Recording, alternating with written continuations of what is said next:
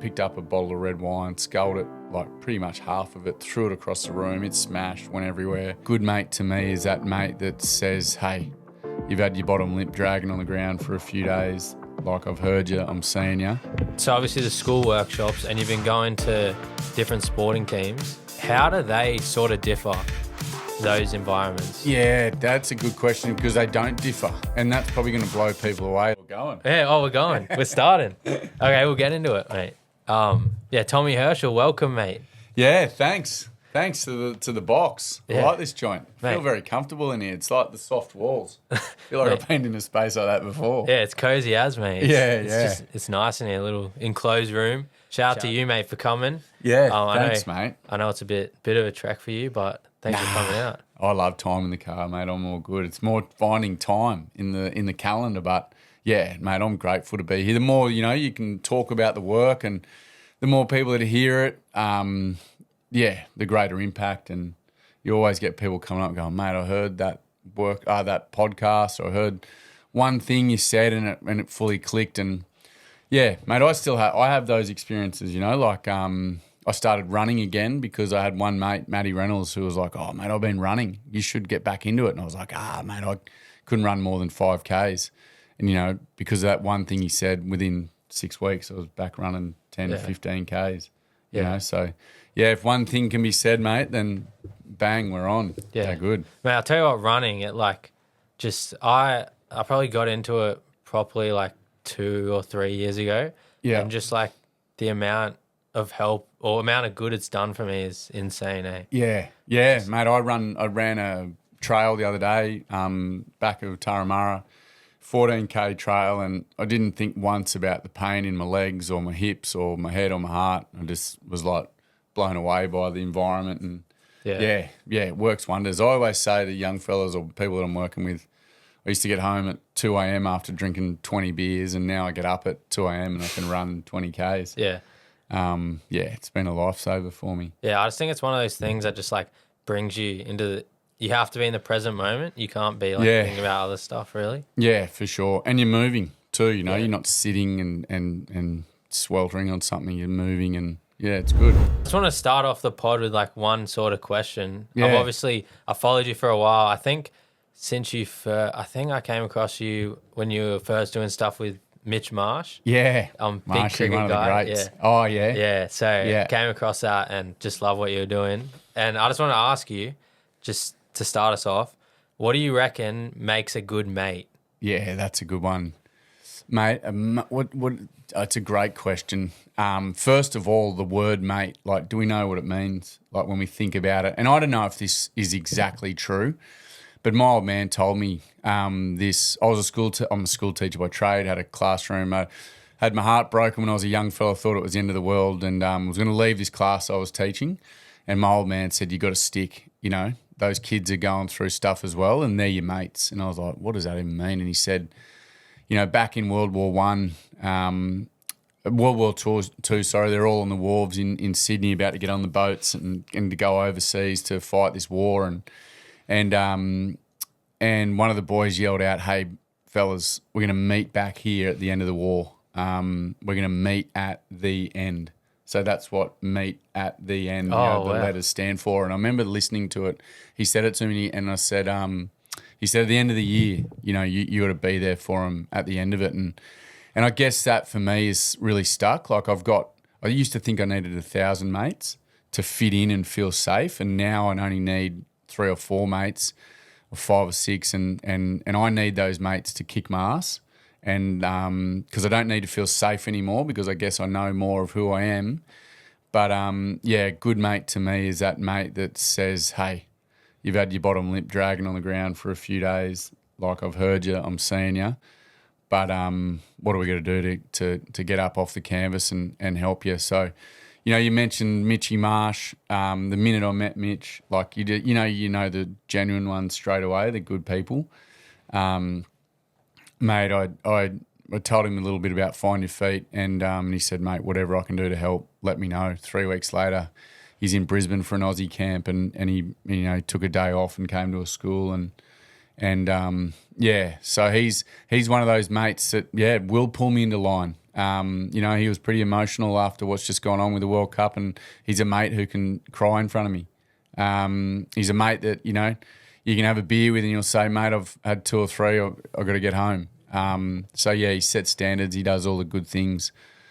Is that answering the question? Yeah, What is it, mate? Perfect answer. Yeah. No, I feel like Mitch Marsh, he just seems like such one of those genuine guys and a guy you want to see do well because he just is so, like, infectiously good. You know what I mean? Mate, he is. Mitch is, I was about to say he's hard to describe, but he's not at all. He's all those things you love about an Aussie sort of person. Like, he's funny, you know, he uses humour, he's genuine, all those good things, but he's also really good at the other side, which is the emotion, the listening, the priorities, you know, which I really, really value.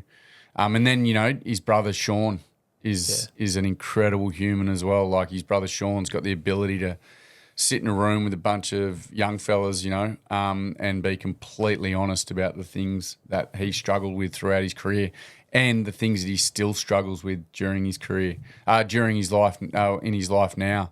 You know, and then you meet Swampy, their old man, who's just an absolute champion bloke who's soul to the earth, who's achieved everything, you know, done it all. And yet when he sees you and you haven't seen him for a bit, he'll shake your hand and he'll look you straight in the eye, and you genuinely, again, you know that he cares. You know, all those qualities of a great mate.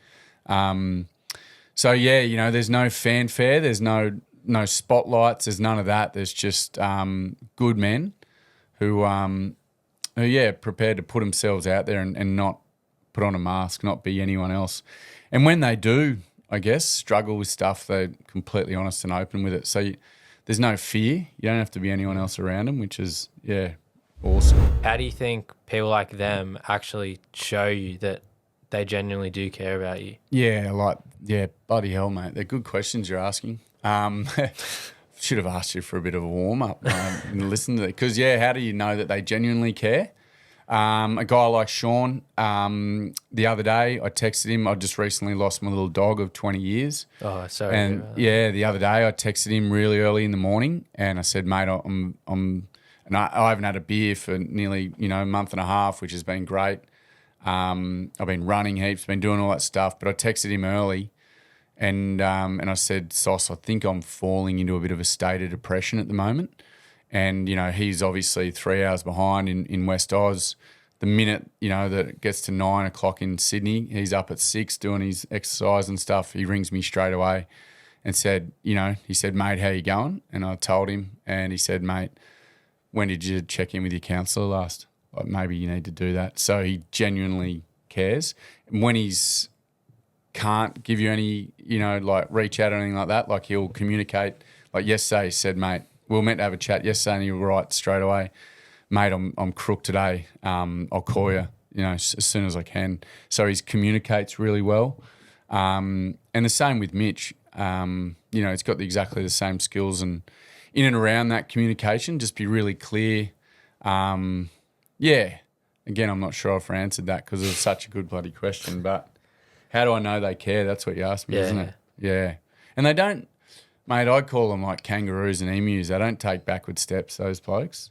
I remember talking to Sean once. Like, there's so many great things you pick up from men like that. I remember talking to Sean once about, cricket and sport, and I remember I was a little bit soft with it. I was talking about, there's a lot of time on the road and a lot of time away, and he just said, well, mate, they shouldn't be playing, or I wouldn't be playing if I had that attitude. Like, it's an honour and it's a blessing to be able to play sport for Australia or sport for your state. And, so he's got conviction. So how does that tell me that he cares? Is it tells me he's not going to bullshit me and just go, oh, yeah, I reckon as well. Yeah. And just stay there. He can, disagree with you. Yeah. And that shows that a mate cares, which is, huge for me, because I used to spend a lot of time around, and we FindYaFeet, it's called a skill that we've got, call it the navigator. Like, who's that mate who, when you're in a shitty time and you're in a storm, is prepared to get in, grab your wheel and go, oi, mate, you've been a knobhead, you've been an idiot, I'm going to steer you out of this. And it might be with a hard conversation, or with some conviction or with some honesty. And, mate, they make time. Like, they make time. They don't want to come to workshops and sit up on the stage and, tell their story. They want to be in the room and sit with these kids and hear their stories. Yeah. So that's when you know that they care. They put themselves out there to put me in positions. Like last year I spent, a couple of weeks with the Aussie cricket team and Mitch does that because he knows it's going to make me a better person. And when I'm in that environment, he doesn't mollycoddle me. He doesn't, give me any framework on what I need to do. Like he trusts that I know what I need to do. So that shows that he cares because he's invested into me and learned a bit about me. But yeah, always setting the bar. And I reckon that's a great thing, to know about mates. When they care, they're challenging you. I had a couple of kids the other day that were like, what do you do if, your mates are just constantly sort of pushing you on going, why aren't you training or what? And I said, well, if they don't say any of that, it means that they don't care. The fact that they're actually saying, hey, where have you been? What's going on? Means that they're worried about you and, yeah, they want to be the best for you, I guess. Yeah. Yeah, that's unreal. You talk about, so obviously the school workshops and you've been going to different sporting teams. How do they sort of differ, those environments? Yeah, that's a good question because they don't differ. And that's probably going to blow people away. Like I use this sheet in the workshop and it shows a slide. It shows all the excuses we use to not have the conversations we have. People say, I don't want to talk because I don't want to be a burden. I don't want to be judged. Oh, this is my issue. It's not theirs, I'm embarrassed. I'll sort it on my own. There are a lot of the excuses we use. And I sort of trick people into actually sharing their story. And then when they do, like I'll turn to the room and I'll say, like, what we love about this, what we see. And they go, oh, I love the respect. I love the vulnerability. And then I'll say, well, hey, we used all of these excuses to not do what we just did. Does anyone feel burdened by what they just heard? Does anyone feel, that this person should have to deal with it on their own? And we'll go through and we'll rewrite it. And you hear the same excuse from a kid in grade 6 in Exmouth Primary School. I don't want to share my stuff, Tommy, because I don't want to be judged by my mates. And you hear the same thing, by someone in a top 30 NRL squad. Oh, like this is my issue. I'll sort it on my own. And when you put it to the room though and you go, hey, like this young year 6 fella just shared about, mum and dad have separated, find your feet if that's part of your story. You'll get 50% of a room stand up, stay standing. If you wished you knew more blokes had this issue, they all stay standing. Stay standing if we've got to get better at talking about it. And they all stay standing. So we sort of quash that, that it's my issue and I'll sort it on my own. And the same thing happens with an NRL team. They realise that, hey, like this isn't just my issue. We all share it. And the more we can talk about it, the more we can help each other and the safer, I guess, that we feel. Yeah. How does it feel sort of when you go into those environments, not just NRL ones, but the school workshops as well? What are you sort of thinking about going in? Are you nervous? Are you excited? I'm for schools. For schools, like, because I'm a chalky by trade, school teacher of 18 years, I guess now. Longer, 20 years. I walk into a classroom and I love it. Like, mate, sure. I don't know why, because when I was a kid, I hated school, only because I was so scared and lost and all those things. But I became a school teacher because of one of my school teachers, Crackers Keneally. Johnny was a legend. I was the world's biggest smartass to Johnny and we'd yell out and mock him and do all that shit. And one day he walked over to me and he said, hey, one day you should use your voice for something else other than being an F-head. And I loved it because I straight away looked at him and went, like that question you asked before, he cares. And he's been a mate forever now, since year 10, when he was my teacher, and he's still around. And I became a teacher because of him. And, when I go into a classroom, I've got the same, or a school, I've got the same mindset as Johnny. Like Johnny was a woodwork teacher, mate. I can't hardly hold a hammer, but it didn't matter like what he taught me with a hammer or a nail. He taught me that he cared, and I didn't have, at that time I thought no one cared. And, so when I go into a classroom, I don't try and, I'm not any bigger than the kids in the room in the sense of life. I'm on their level. I'm still working through their stuff. I always say, I'm not talking to you guys today. I'm talking with you. I'm 45 and, heartbroken at the moment with the loss of my little dog, and there's so many dudes in here who have lost a dog. I come from a broken home, and I'm still mending all that sort of stuff, still affected by that sort of stuff. Like a school, I'm pretty good. But a footy team or a sporting team, I shit myself. And I love it. And that's my first line I used. I was at Canberra Raiders the other day, and I walked in and my leg was tapping and I was talking really quickly. And I said to the boys, boys, I'm so nervous. Like, my heart's racing. As you can see, my words are really quick. My leg's tapping. And I said, but I love that. I love that I'm feeling like this, because it means I'm uncomfortable. And for a hell of a long time, I wasn't uncomfortable. I was comfortable in my whinging, comfortable in my victim mentality, comfortable in my selfishness, all about me. And it's actually really easy to be like that. So the fact that I'm now in front of you, some of my heroes are in this room. I'm a Queenslander, so I got, Joshy Papali'i there and Big Red and I'm nervous, but I wouldn't be here in this room if I did all of those easy things. 100%. Yeah, and mate, same with the schools. Like the schools that I work with, I reckon we've worked with over 60, 70,000 people in the 10 years, or 8 years that I've been doing FindYaFeet. And like if I stuck doing what I was doing, and scared of that challenge, like I'd still be kicking stones. I'd still be feeling sorry for myself. And again, to go back to that sort of concept we're talking about at the start around mates that care, I'm now surrounded by mates, like a Mitch Marsh who's like, mate, I'll be in India at that time because we've got this going on, we've got that going on. I'm training this morning. I got my mate Murph who, will go out and chase goals and kick things over to get to where he needs to go, and he'll kick my ass because he can see that I need to get to a point. I'm surrounded by people like that now. And again, like, that's uncomfortable, but it's awesome. Yeah.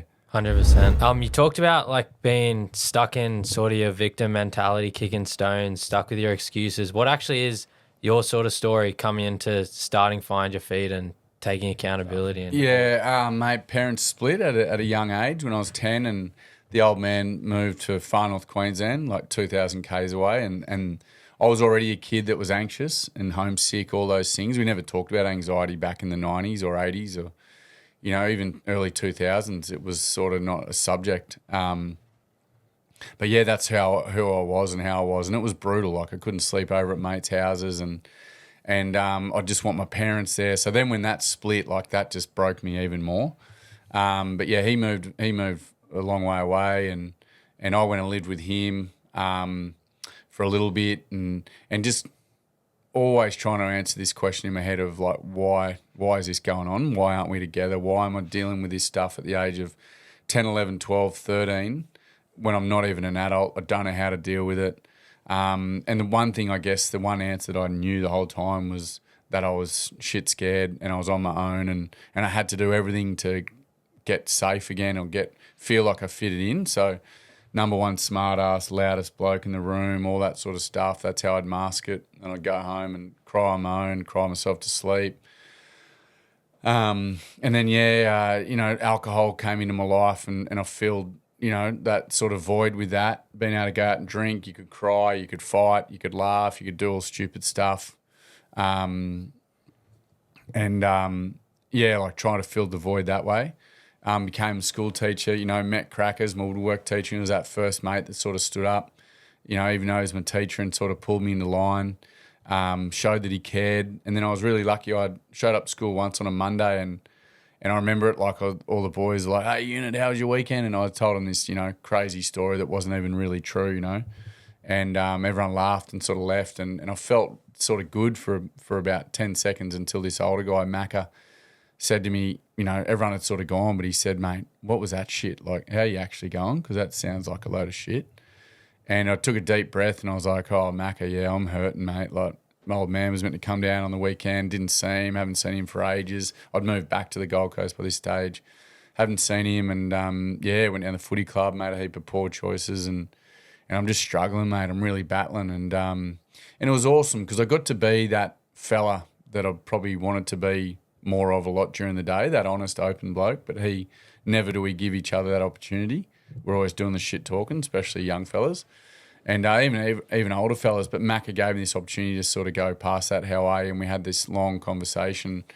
And he said, mate, I'm worried about you. I love you. He said, I've got a lot of stuff going on too. Let's start driving to school together. He was grade 12 and we'll let's have a conversation. And it was awesome because he sort of showed me that he cared and so I sort of stuck to him a little bit more after that. He became a role model. But yeah, I guess long story short, it got to the point where I was just, heavily drinking. I'd met my wife, in far north Queensland on a trip. I went up there to sort of trying to crawl into my old man's heart somehow. And I was up there and sort of met her, went and lived overseas with her, put her through hell because I still was that broken, wounded boy inside. And we lived overseas for a few years. And when we came back to Australia, we moved down here to Sydney, and the drinking sort of probably got worse. I had my two kids, Betty and Alf, and one night, I'd had way too many beers. 3 days previous, I'd seen that movie Lion. I don't know if you've seen it, about the young Indian boy who loses, and we'd spent a bit of time in India working in an orphanage over there, and it was, I think that was like February 10, 2017 maybe, and I remember just sobbing after it, like from my toes up for like 2 days,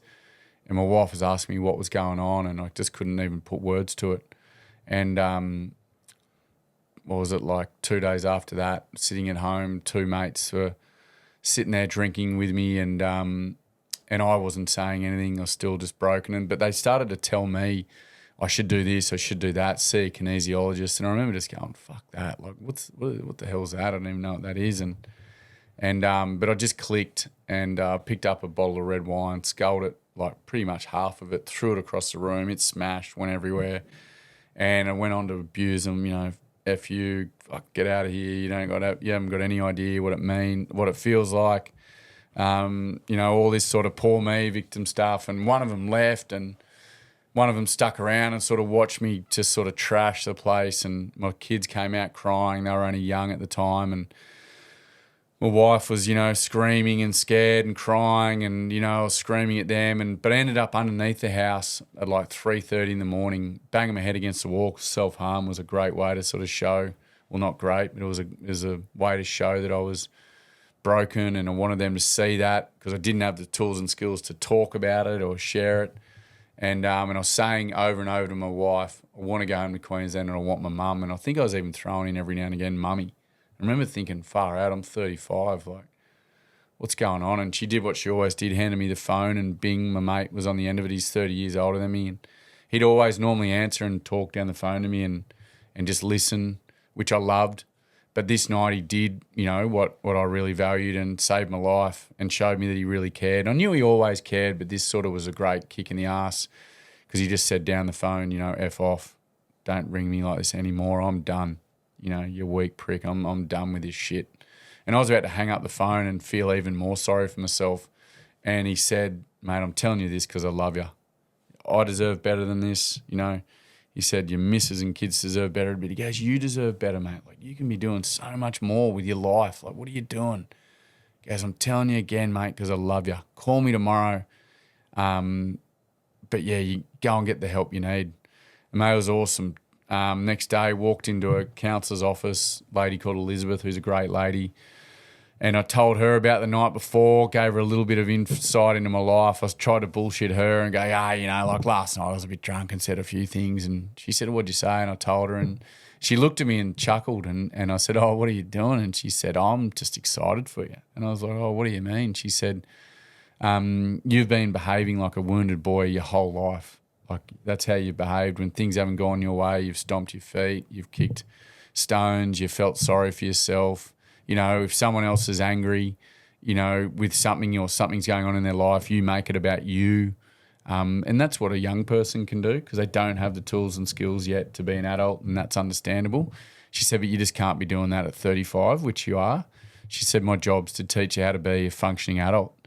And she did 3 really simple things straight up. She said, no drinking for 6 weeks, which I ended up doing for 9 months, which I loved. Oh, wow. and she said no shopping centres, which was classic because that brings on anxiety and stuff like that. And then to take a few vitamins like zinc and a few other things. And I remember being really excited about what she said.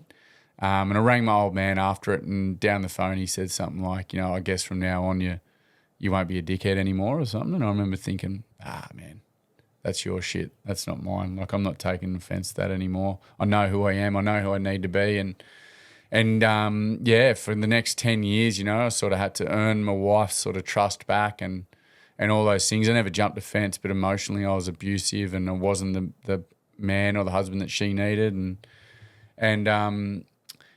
School teacher at the time. I'd met a legend called Bass Marshall who was 15 and a half, and he'd been diagnosed with Ewing sarcoma, a really aggressive form of cancer. And he was every bit the fella I wasn't. He was genuine, his own man. I was selfish, victim.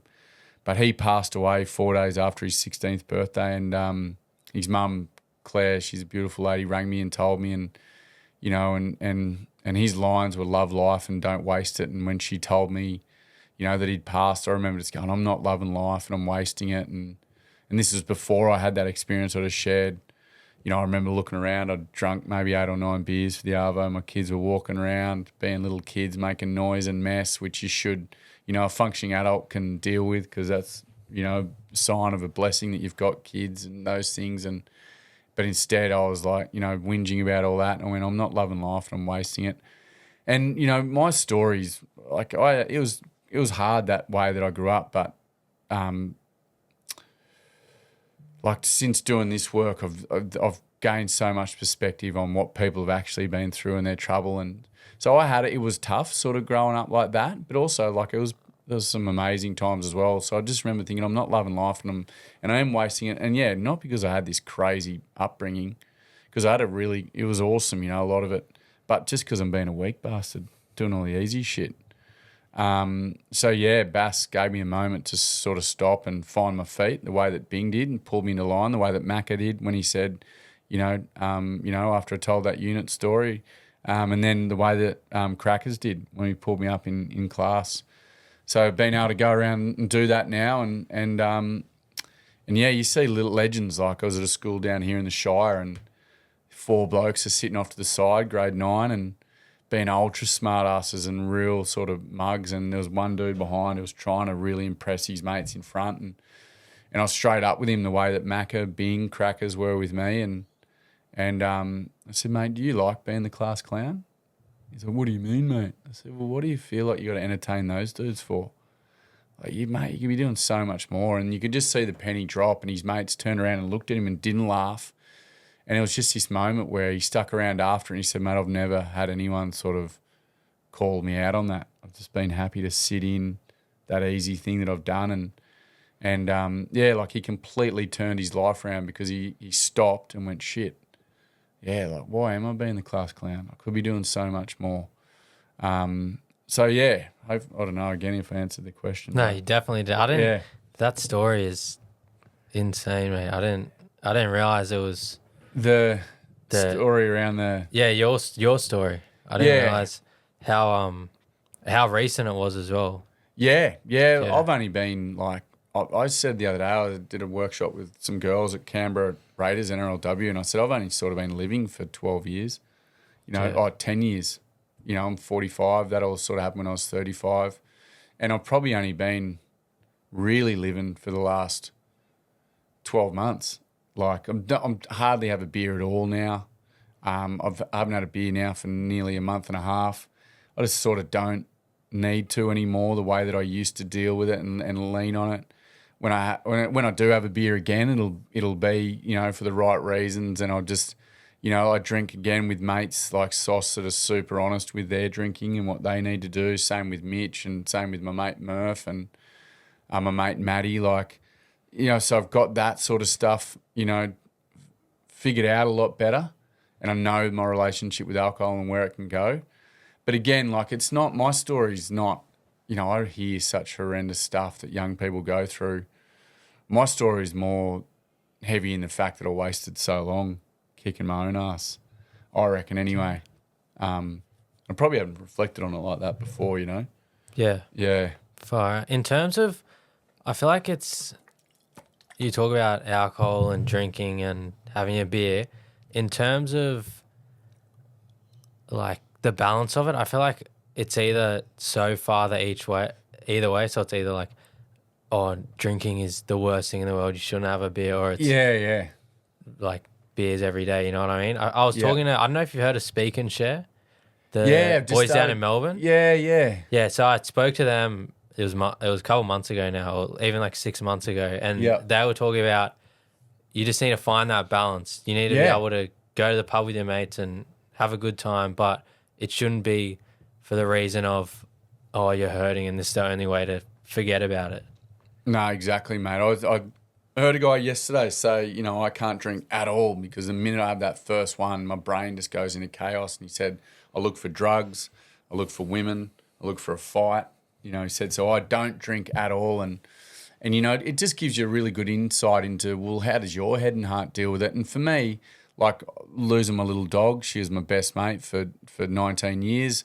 I just know that the best way for me to deal with this at the moment is with that healthy, strong heart. And I'm still hurting, like it's heartbreaking, but I'm not going like up, you know, and then these crazy lows. And yeah, it's you go into, you know, the work I do, I work a lot in rural Australia. You go out into a pub in rural Australia or anywhere where there's old blokes and older women, you know, and you tell them not to drink. They go, hey, hang on, mate. I'll bloody come down here to the pub because I'm on my own.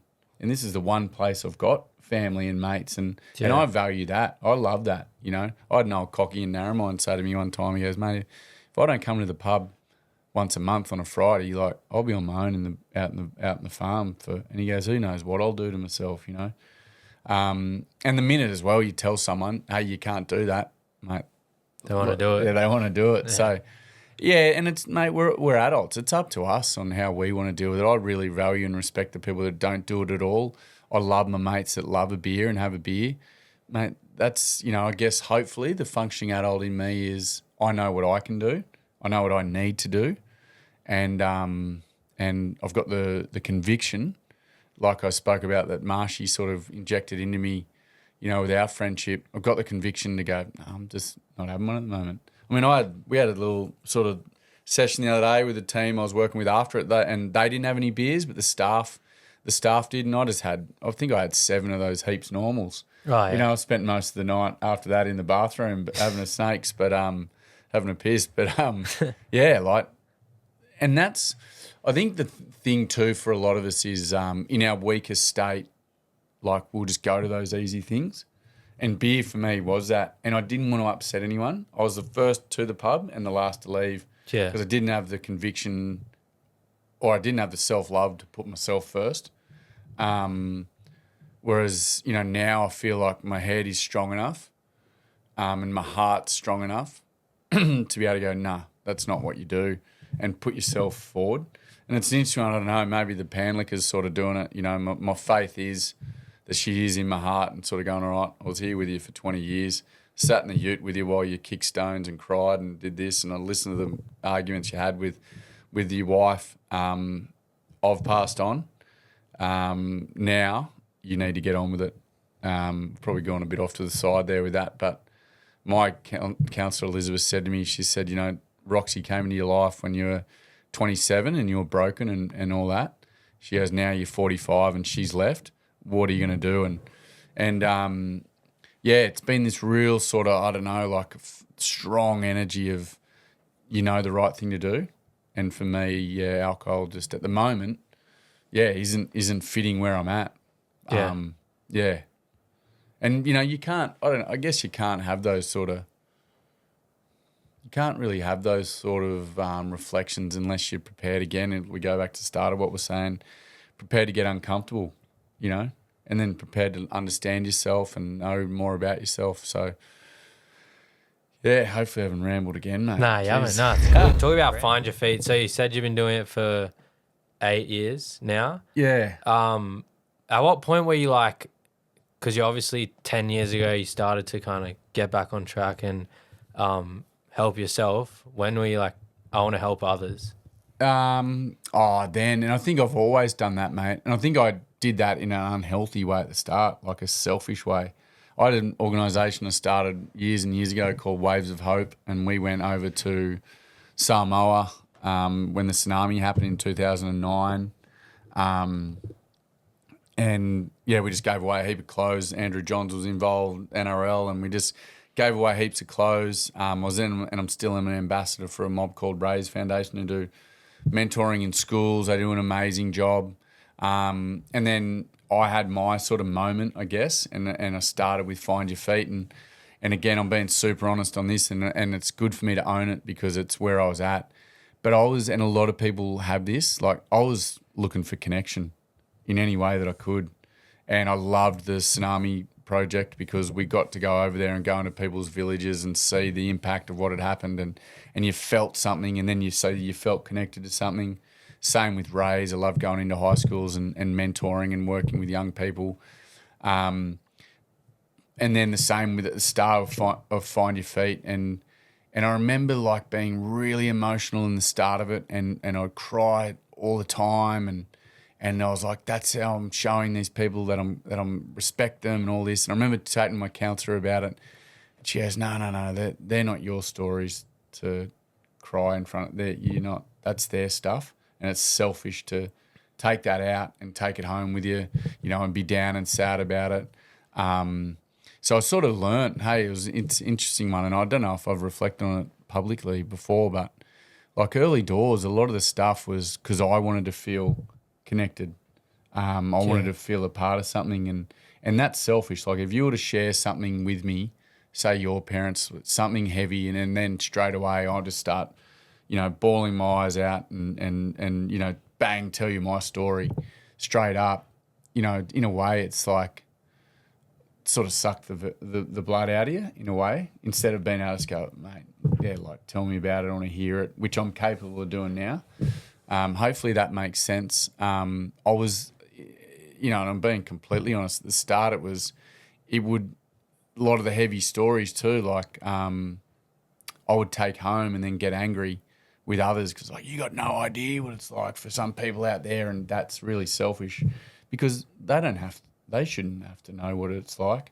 A person down the coffee van where I have a coffee of a morning, it's not their fault that they're not out in, communities where shit's going on, that they don't have that perspective. It's up to them in their lives to get that. It's not my responsibility to let them know, and it's also not my responsibility or not my position to get angry about it, but I was for a long time. Yeah. It's so when did I start to want to help others? I mean, always have wanted to. When have I started to do it in a healthy way? It's a good question you've asked me, and that's why I love doing these things, because I grow every time I sort of do one or I reflect, but wanted to do it to help others, or I probably got better. That's probably the best way to do it. I probably got better at helping others when I stopped making it about me. So I always wanted to help others, always wanted to do that. But now that I've sort of fixed a lot of my stuff, when I'm in a room, so an example of how that works, in a female workshop one time, a young girl got up, and she said, I was sexually assaulted at a school that I was at only a year ago. If I'm going to make it about me and really feel it, I want to feel it, and I do feel it. But you can sort of sit in it and go, oh my God, this has broken me I'm hurting right now. And so you just straight away start bawling your eyes out. You get really emotional. Or you can go the other way, and which I did, and look at her and go like, mate, where did you get this epic strength and courage to stand up and tell that story? And then boom, that makes it all about her again. And she was like, oh gosh, I've never, I guess my mum and my auntie, I've got really strong women in my life. And the whole energy of the room sort of changed. Whereas if I went the other way and was like, it's really hit a nerve in me, I'm really sad and sorry for you, and, made it all about me, how I was feeling and where I was at for her, like she's like, well, hey, hang on. Yeah, it's not about you. Didn't I just stand up and take a risk to tell my story? So, yeah, again, mate, I've probably gone the long way around it. But yeah, the more that I guess I've sort of done my stuff, I've gotten better at helping others. Yeah. Yeah. 100%. Better at it. I've got like sort of 10 like questions. I just sort of, when I was prepping for this, I was like, I just want to go for it, Ledge. ask these just to hear your answers. Yeah. First one word that sums up Find Your Feet. Genuine. Yeah, fair enough. What does Find Your Feet actually mean to you? Oh, mate, daily. One word or a few words? And what it means to me is, it's a hard one to keep short on. It means that I don't think you ever truly find your feet. It means that every single day we're moving on stuff, we're working on stuff, we're going backwards, we're going forwards, but it's our opportunity every day to go out and do the tools and skills. To find your feet. Like, it could mean for me something completely different to someone else. For me, what it means to find your feet, is that what you mean? Or the organisation to find your feet? Both. Yeah, to find your feet for me is structure, discipline. It's structure and discipline, to have that in my day, because I never had that for a long time. And then the organisation for me means, gosh, I've never actually thought about what it means for me, the organisation. Our 3 pillars are: we give people a platform to tell a story and listen to others, skills to own their behaviours and empathise and understand others, and then the tools to leave a room and never walk past someone again who's on their own. It's none of my business, I'll stay out of it. So for me, I guess it means to simply be better, be a better person. Yeah.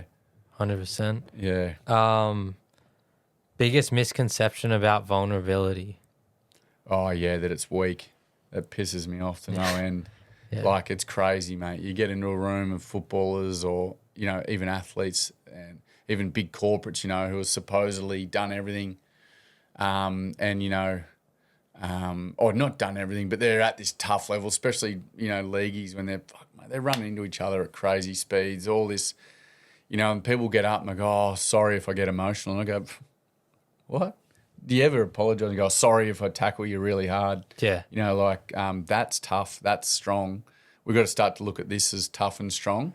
So the biggest misconception is, that it's weak. That if we can get rid of that and look at vulnerability as strength, but also look at it in the physical sense. Like, if we hold on to all of our vulnerabilities, they just pile up. Like, for me that night, all of my stuff was like a dirty laundry pile.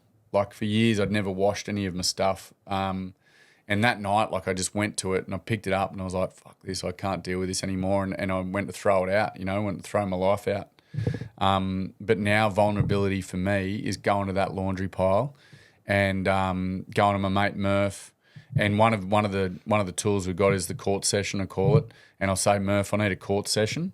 And it's the ability to go to him with one of my issues and show it to him, be vulnerable and go, mate, I'm struggling at the moment with confidence in and around, I've got these things coming up. And he'll go, yeah, mate, I've noticed that you look like shit lately. Boom, what are we going to do about it? This is what you need to do, and be completely honest. That ability to wash my stuff, vulnerability is that ability to be the person that you are, and be really proud of that and understand that blokes who can't deal with it are going to go to the left or the right, but solid ones are going to stick in front of you and really respect you for it. Yeah, do you think people need to be almost more annoying in that sort of, not annoying, but that's only, I feel like it's so, everyone just mind your own business, just worry about yourself, you know what I mean? Yeah. Do you think people should be, wait, what's going on, what? Yeah, look, they should be, they can be whatever they want. You walk into any room, there's numerous different learners, right? How they learn, how they take things on, numerous different personalities, and there's numerous different empaths. I do this thing at the end of a workshop where at the start of a workshop I say, hey, look, if it was a Monday morning, The same way I tell that story about Mac. It was a Monday morning and I walked into this room. Who are the smart asses in the room? And they point them out. And I go, all right, well, if I was to walk over with those boys, saying one of you, and I start doing the smart ass thing and telling a few old stories and getting a laugh, but then out of nowhere, I say, oh, shit, boys, I'm not getting much sleep and I've got a heap of anxiety at the moment. What's going to happen? You know, get blokes go, oh, we're going to be quiet. We use humour. Some are going to walk away. I go, exactly, some are, but some are going to take a risk and some are going to stay. And the ones that stay, they're your genuine, they're your close mates, they're your navigators. But also dispel the whole myth of don't dog your mates. And I say to boys, like, what does that line mean? And they'll say, oh, don't dog your mates means, you know, don't throw them under a bus, you know, and you eventually get them to don't snitch. And then I give them that story about, you know, Bing, he took a risk. He didn't take a risk to fit in because that's what our risks normally are, to show off to the boys to fit in. Bing took a risk because he knew that I could have just hung up the phone and told him to F off. But he also didn't dog me anymore. He didn't want to listen to my excuses anymore. And he stood up and he said, hey, mate, you got to do something about this. So I say to young fellas, hey, when that mate shows up and he's vulnerable, be the one who takes a risk and steps in and goes, mate, I can see you look like shit. I can see you haven't been coming to footy. I've noticed that you dropped off study. Your results have been, mate, I love you. And that's why I'm pulling you up. So, you know, really important as well in that is when our mates do go to the left or right and they walk away, not to go, all right, they're not mates, they're shit mates. And the only mates I've got now are the ones that stuck, the one or two, being strong enough and mature enough and that functioning adult enough to be able to go, all right, well, the blokes that went off to the left, maybe at the moment, they're just not capable of doing it. The ones that went off to the right that laughed a bit, maybe they got stuff going on and that's where they're at in their head and their heart. Really grateful that I got the two in front of us. So to go back to your question like that, vulnerability, do we need to be more annoying on it? No, we just got to be stronger with it and have that conviction. And then those good mates to be able to go, mate, why don't you go and get some help? Like, you know, 6 months ago you did your knee and you happily went to the physio, or 6 months ago you crashed your ute and you happily took it to the panel beater. Yeah. You know, mate, you got this shit going on. Why don't you go and see the counsellor here at school? Why don't you go and see the counsellor down the road? I got a good one. Boom. Yeah, so conviction, I guess. Yeah, it's a big for one. Sure. One question people should ask their mates more often. I was going to just about to say, how you going? I always say, and this is one that Mitchie, Marsh and I use, and Sean, is and my mate Murph, how you going in your head and your heart? You know, and that's give your mates a really good entry point. When I'm having a beer, if I'm having a beer with Bingy, we'll go, right, next shout for the next pot we have. I'm telling you what's going on for me. Your shout, you tell me what's going on. And then after that, I've got a couple of old footy stories on it. So use humour. Yeah. But yeah, find an entry point into it. You know, for me, it's really worked. How's your head and your heart? Because they can't bullshit you then. Yeah, that's true. Yeah. On the spot. Yeah. Got to tell you. Yeah. Yeah. Yeah. Yeah, a workshop moment you'll never forget. Yeah, workshop moment I'll never forget. I used for a long time, you know, people would say, oh, you know, Matty Hayden being a cricketing man. Yeah. I had a workshop one time. Matty came along and he's a legend, Matty. We walked out and a young bloke had shared some stuff. It was during the drought back in 2018. And walking out after it, and I said, mate, how good was that young bloke? Like, I reckon we maybe redirected, just maybe saved his life. And I'd only known Doss for a couple of weeks, and he grabbed me from behind and swung me around. And he goes, you reckon I ever fucking walked out to the wicket and went, you know, maybe today I'll make runs? He goes, every time I went to the wicket, I said, today I'm going to make runs. Today Matthew Hayden makes runs. And he said, you got to start to do the same thing with your work, like have some conviction. And I was, again, you know, the wounded boy was probably kicking in a bit, and imposter syndrome. And about a month after it, I had a workshop, and mate, it was year 11, some pretty heavy dudes in there. One guy stood forward, and there's a big Chinese dude, Asian dude, and he was like, how many of you guys in here have I bullied? And 99% of hands went up, and he fell back into his chair and he started crying, and he was like, my old man's involved in the gangs, comes home, bashes me, bashes my mum, and he goes, I come to school, I take it out on you, I'm sorry, boys. And there was this beautiful moment, everyone got around him. Another dude stood up and was like, I'm in a gang here on the Goldie. He goes, you know, we bashed this kid the other day to an inch of his life. He was a lot younger than us. He said the gang all took off, and he said I took off with him. And then he said, I just had this moment where I kicked in and I was like, you're doing the wrong thing, go back. He said I went back, called the police, called the ambulance. When the police showed up, he said I owned it, told the police it was me. He said I went to the hospital with this kid, met the parents, told them it was me that did it. He said when the guy woke up in the coma, after his coma, he said I straight away told him, I said, mate, I was one of the guys that beat you up. And he said this fella looked at him and said, mate, if you're strong enough and brave enough and solid enough to own your shit, then I want to be mates with you. And then he looked around the room and he was super emotional. And then he said, and then boys, he took his own life 6 months after that. And he said that just cruelled me. Again, this beautiful moment, all the boys came in together and got around each other, and the workshop finished up and everyone had left except for one dude, and he was sitting on his own and he was sort of shaking like a leaf. And I said, mate, what's going on for you? And he said I was actually on my way home this afternoon to kill myself. And I was like, whoa, okay. I said, mate, I've got to get the teacher over here because you've made an admission. He said, yeah, no problem.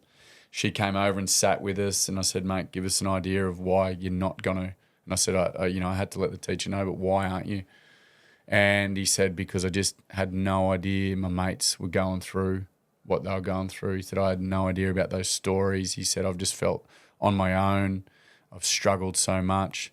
You know, he said 10 days ago, he said, I went and got my old man had a handgun. He was involved in a gun club. He said, I got that handgun. He said, I put it in my mouth. He said, I pulled the trigger and it didn't go off. He said, I pulled the trigger again. It didn't go off. It just wouldn't work. He said the next morning, you know, I'm at the breakfast table and I begged Dad to take me to the gun club. And he said Dad was so proud that I wanted to go with him, but what Dad didn't know was the night before it was in my mouth. And I just wanted to go to the gun club and see if it worked. And he said we went, and he said I just went bang, bang. And he said I shot this gun like a gangster.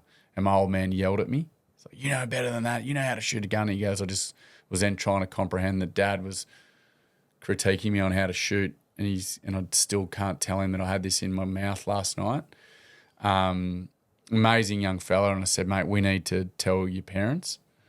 And then he said, give me some time to do that. And I looked at the teacher and I said, hey, this is up to you guys. Like, this is your deal now because it's a school. I said, but I want to check in with you, mate, every half an hour for the next 24 hours. And then we're going to tell your parents. And we did that. It worked. Like, we're checking in. He after he's left. We're checking in, and the next morning, like, he missed like the 8 o'clock call, and then I got a call for ages. I'm trying to ring him, text him, ring the school. They're not answering, and then got a call from the school, and I was like, oh, what's going on? All I could hear was crying, and I was like, what's going on? What's happened? And yeah, the teacher was like, hey, it's so-and-so. And I said, what's happening? And then out of nowhere, this young fella's voice, he goes, hey, Tommy, it's so-and-so. He said, sorry, I haven't checked in. He said, I woke up this morning and told my parents about yesterday in the workshop. And he said, I owned up to everything. And the mum starts crying, saying thank you. The dad was like, I've gotten rid of all the guns. And he said, and then the young bloke jumped in. He said, mate, I've signed up to 10 mental health check-ins. And he said, I'm really excited. Thank you so much. And you know, the vulnerability of these mates, hopefully I didn't miss any of that out. The vulnerability his mates showed and the way they owned their stuff allowed him to sit back and go, hey, I'm not going to go home and try this again. It allowed him to then tell us the story and give us his journey. It allowed him to sort of take action and say, hey, I need help. And about a month later, I was doing a follow-up workshop with him because I always do follow-ups. And I said to the teacher, well, where is he? And she said, oh, he's down the front there. And I looked down the front and he's dick flicking his mates, dacking each other up and, you know, smart asses and boys. And I was like, shit, this actually saves lives, this workshop, not because of what I did, but because of what his mates did. because of the vulnerability they showed. So for anyone out there, and I don't know, I think I mentioned at the start, like my one mate, Dingo, who got me running again, simply because he said, mate, yeah, you're well capable of doing it. We've got the ability every day to save a mate's life simply by going, yeah, I've got shit going on too, mate. How's your head and your heart? Oh, mate, it's fucking knackered at the minute. And use a bit of slang. I'm beating for pace. I'm hurting. But yeah, that's probably one of the moments, mate, that I'll never forget and never use the words again, maybe. I know it does save lives and got to keep pushing on with it. And that fella's a perfect example of it. Yeah. Yeah, I feel like it's unreal how you think, oh, I'm definitely the only one going through this, whatever it is. And then especially your workshop is that exact right environment for people to start sharing. And it's like the 10 blokes next to you going through the exact same thing, if not something very similar. Yep. And that's the other thing I think that's great about FindYaFeet is that first pillar, the platform to tell your story and listen to others. Like not all of us want to tell our story, Some people just want to be able to listen. But if you can plant that seed in their head and simple things after it, like I always say to the boys, boys, you don't have to go up to someone and tell their story, but go up to them and, buddy, give them a pat on the back, tap them on the ass, whatever, and go, hey, mate, buddy, love you. That was gold. Boom, that person knows the risk they took by telling their story. They're allowed to do it. And, and they got heard, they got seen. And that one thing they washed, that laundry pile, gets smaller and, 100%. So, yeah. Bravest thing, just to finish this off, one last question. Bravest thing someone can say in a conversation. Oh, yeah. I'm fucked. Yeah. I don't know if I probably shouldn't have said the F word. You can block that out. The bravest thing someone can say actually, this is probably what I reckon the bravest thing someone can say in a conversation is if you were to say to me, mate, I'm going no good at the moment. One of the bravest things that a mate can say is, mate, I'm with you. I've got some stuff on too. Let's do something about it. The way my mate Macca did. The bravest thing is to both be vulnerable. The bravest thing is to be completely honest. Like I've lost my little dog. I prepared for years for this. One of the rules I made with myself was when someone asked me, how you going, to be completely honest. And I don't fluff around. Like up at the coffee van in Avalon where I live the other morning, beautiful sunrise, everyone's all on a buzz. And they're like, hey, Tommy, how are you? And I was like, I'm fucked this morning. Been up crying most of the night and, I'm hurting. 3 or 4 people took off like bloody, penguins on a hot day and 2 or 3 stuck. I said, mate, yeah, I've seen you around, seen you hurting. How you going with it? And I was able to have a conversation. I was able to wash my laundry in front of them. And I was able to walk away. If I straight away went, yeah, no, I'm good. Laundry piles up. Another great way to look at it, and a mate of mine gave me this, is it's like a Coke bottle. If I don't be honest on that day, I'm just jamming more and more into a Coke bottle. Pressure is building and building and building. And if I don't deal with it in a healthy way and take the lid off just a little bit and let the pressure out by saying, yeah, no, I'm not that good, eventually, like that night, I cried for my mum and cried to go home for Queensland. The bottle explodes and Coke goes everywhere. So the bravest thing is to be honest. Just go, yeah, no, I'm knackered. I say a lot of the time I'm beaten for pace. Yeah. Yeah. My stepdad's a legend. He loves his horse racing. He'll say, oh, mate, I'm 8 deep and I'm on the rail at the moment. I don't know if I'll see the finishing post today. And so uses a bit of humour. Yeah, just normalises a bit. Yeah. It's not as straight up in your face, Yeah, mate, we've been jammed with buzzwords and we've been jammed with etiquette and rules on how to do this shit. There's no rules. Mate, it's like, I guess, a game of rugby league. There's going to be high shots. There's going to be trips. There's going to be blokes, buddy, pinching and pulling hair. Same with this shit. There's going to be days where you go, mate, I'm fucking beaten. I'm fucked. I'm hurting. I'm struggling. There's going to be scraps. There's going to be arguments. There's going to be mates when you take them on with their shit behaviour that are going to flare up, and you got to deal with that. Mate, I'm fucking telling you this because I love you. And if I didn't care, I wouldn't have said anything. There's no right or wrong way to do it. It's take the risk and be honest and be brave in it. Yeah. Yeah. Mate, it's powerful stuff. It's unreal. This whole chat, mate. It's fucking probably one of my favorites of all time, mate. Appreciate it, mate. Thanks for coming out. It's been unreal. Appreciate it, mate. Thank you. Yeah, like I said, I've been so lucky to do all this NRL stuff, and I always say to those fellas in every workshop and girls, is I want my young fella Alf in the backyard wanting to kick like Nico Hines, or tackle like Junior Paulo, or I want my daughter, want to run like Tamika Upton, or I want them to be able to do that. Like, that's what I love about their heroes, that they want to be like that physically, but I want them more, to be honest and open, like Junior Paulo in a workshop when he stepped up and got around a young bloke who was showing emotion. I want him to be like Josh Papali'i, Canone's behaviour, and say, hey, I just want to be better. That to me is what sort of lights up my heart, and we're all capable of doing it. And yeah, I'm just grateful, mate, for the time that you created. So I appreciate it. Yeah, thanks for coming out, Tommy. You're a legend. Thanks, mate. I'm sure we'll keep in touch and keep doing your thing, mate. It's changing lives. Mate, thanks, Luke. Thank Good you. on you, bud.